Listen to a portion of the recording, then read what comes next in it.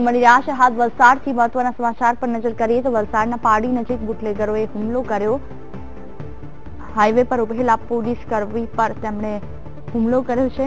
Breaking news મળી રહ્યા છે હાલ દારૂ ભરેલી કારને ઝડપવા વોચમાં પોલીસ ઉભી હતી તે સમય દરમિયાન આ હુમલો થયો છે।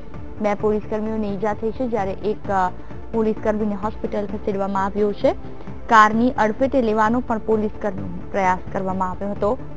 દારૂ ભરેલ 2 કાર સાથે 2 બુટલેગરો પણ ઝડપાયા છે।